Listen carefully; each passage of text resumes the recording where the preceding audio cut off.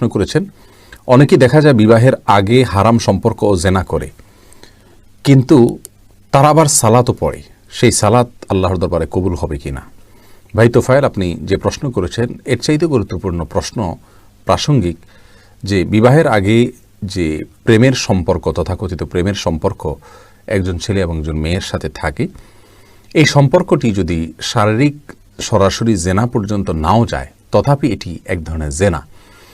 এবং এই হারাম সম্পর্ক, অবৈধ সম্পর্ক যদি কারোর মধ্যে থাকে, একটা শাস্তি তার দুনিয়াটি নিশ্চিত, তা হলো তার দাম্পত্য জীবনে আল্লাহ সুবহানাহু ওয়া তাআলা তাকে শান্তি এবং সুখ দান করবেন না।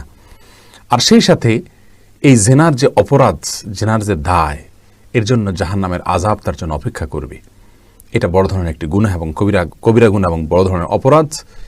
সেই সাথে যদি তিনি জেনা করছেন, অবৈধ সম্পর্ক রাখছেন কোনো মেয়ের সাথে বিবাহ বহির্ভূত, একই সঙ্গে তিনি সালাত আদায় করছেন, এরকম যদি হয়, আমরা আপনার প্রশ্ন উত্তরে বলবো তার সালাত কবুল হবে না, সেটা বলা যাবে না। বরং সালাত একটি স্বতন্ত্র ইবাদত, বরং এই অবস্থায় তার আরও ভালোভাবে সালাত আদায় করা উচিত। কারণ ইন্নাস সালাতা তানহা আনিল ফাহশাই ওয়াল মুনকার, সালাত মানুষকে অশ্লীল এবং অন্যায় কাজ থেকে বিরত রাখে, ফেরত রাখে, বাঁচিয়ে রাখে। যার কারণে সালাতের ব্যাপারে তিনি আরও বেশি মনোযোগী হওয়া দরকার।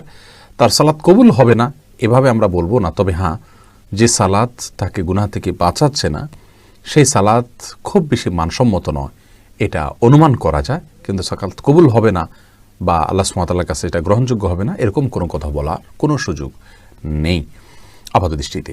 এরকম নতুন নতুন ইসলামিক ভিডিও পেতে আমাদের চ্যানেলটি সাবস্ক্রাইব করে আমাদের পাশে থাকুন। ধন্যবাদ।